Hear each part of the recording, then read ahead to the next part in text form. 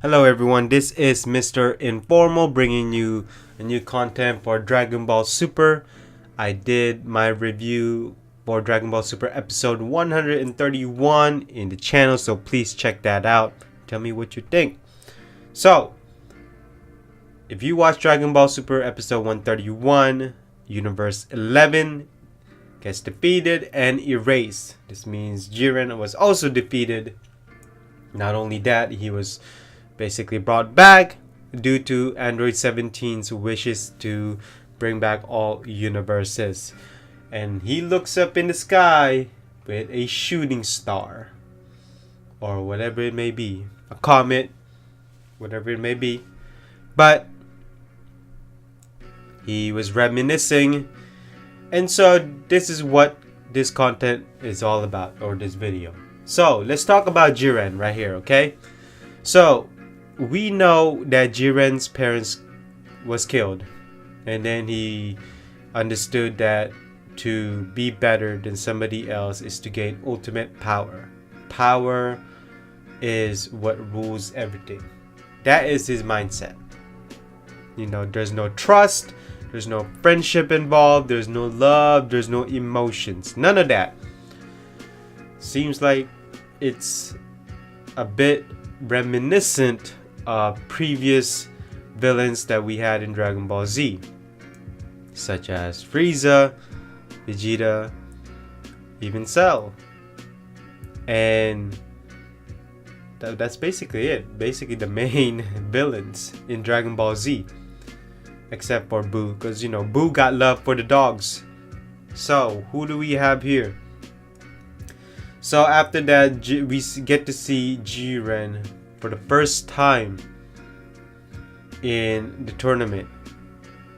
And in the tournament, he basically is the strongest warrior in existence in the tournament.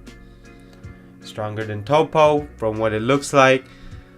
Then again, Toppo is a candidate for God of Destruction, but it seems like Jiren rules over Toppo. They could be a match, they could be even, we never know. But at the same time, Jiren gets defeated due to Goku's Ultra Instinct. Not only that, he gets defeated by 17, Frieza, and Goku.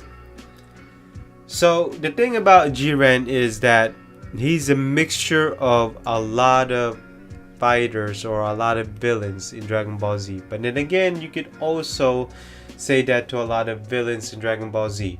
One of the more unique characters in Dragon Ball Z that I thought was Goldo of the Ginyu Force, with that time freeze thing. But then again, we also get to see what's his name? Man, I just forgot. But anyways, he's faster than the speed of light, supposedly. I forgot his name now. And then we get to see Hit. It's not a time freeze, it's more like a time skip. So that was interesting. And Jiren can beat that. So it seems like Jiren is stronger than anybody in the tournament. No matter what kind of techniques or moves you have, he can overpower himself, or he can find a weakness to it.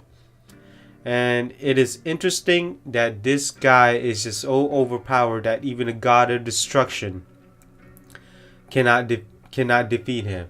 And this seems like this is the warrior that everybody's talking about it in all universes, that there is a mortal that even a God of Destruction cannot defeat.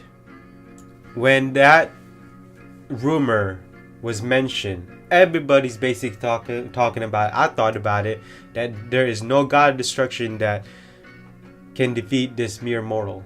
And it seems like Jiren is that person. And so Jiren lived up to the hype. This guy is a finisher. That is absolutely for sure. If he can finish the job in a quick manner, he would. Not only that, he doesn't want to kill, from what it seems like. Yes, there is a rule, but every time he finishes the job, it's almost like he doesn't want to kill that person. If he has to, he has to.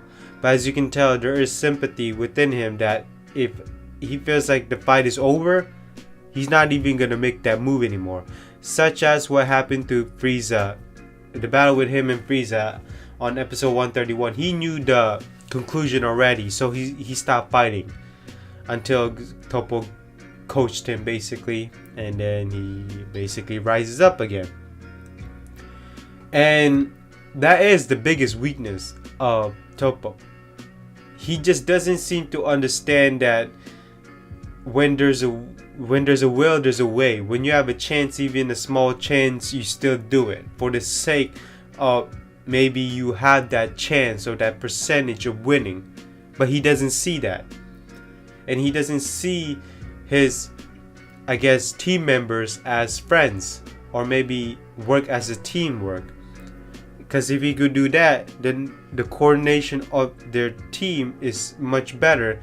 Because as you can tell from the tournament, Universe 11 was not coordinated quite well compared to others.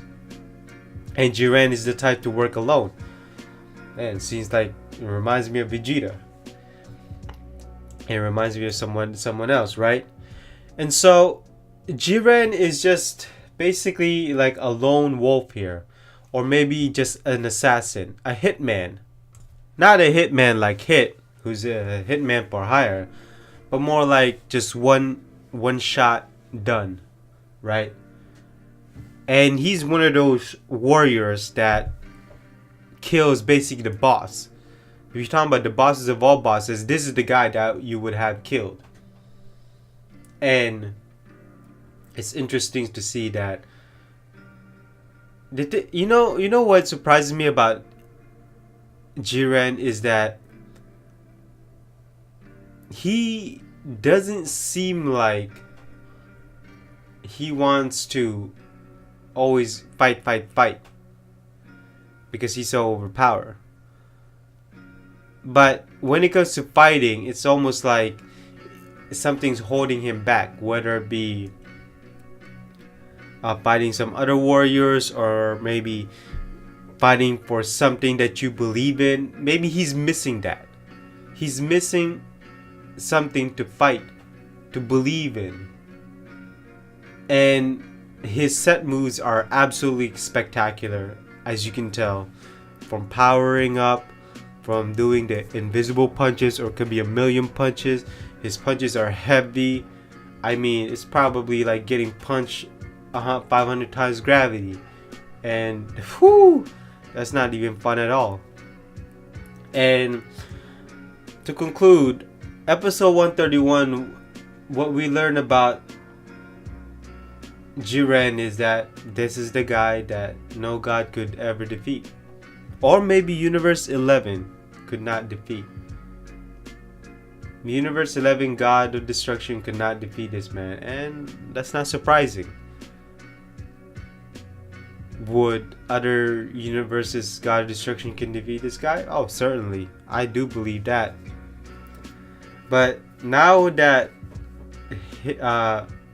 Jiren has come to a conclusion, I guess he's willing to change his ways. Whether it be his team members suddenly become actual team, as a teamwork, as friends, as a comrade. Not only that, helping each other too, not just seek ultimate power, because that's what corrupted him at the time. And for that, it's not surprising that Dragon Ball still has that ways. And so I will see you in the next Dragon Ball Super content. Bye bye.